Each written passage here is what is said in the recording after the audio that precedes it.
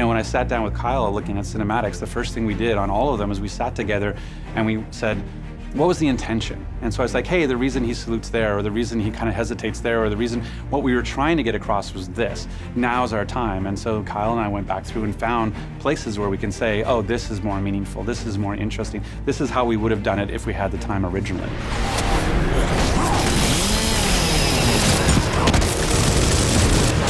You know, our first step in the process was to sit down and watch everything and get Rod's feedback on it and really kind of focus on those key moments that he wanted to really, you know, nail. So what we wanted to do was work on Rom's execution of Min. There's a lot that went into that moment and trying to make you hate Rom, show his power, but and then transition the power within the squad to Marcus. On all the cinematics for this Gears game, we kind of had already a template in place from the original. We tried to punch up some of the sequences, and storyboarding was kind of integral to that, kind of figuring out what we wanted to play up, when we wanted to kind of keep the same.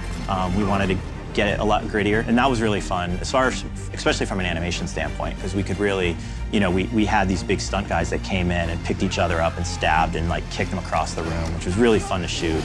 The animators had a great time working on that as well. The death of Min was really challenging. Whenever we get an effects shot, we just want to go in and blow the person apart.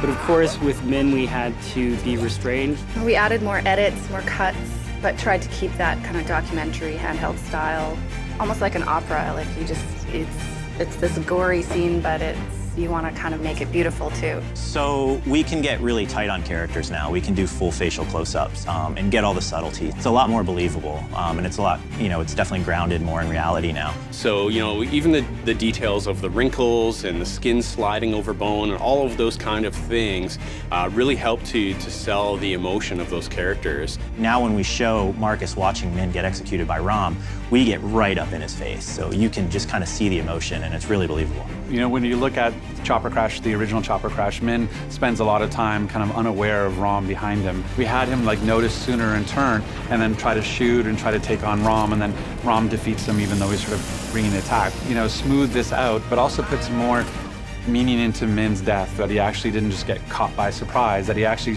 saw the threat and attempted taking it head on, but still to no avail.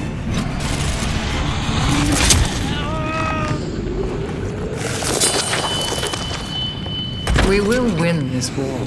It's only a matter of time.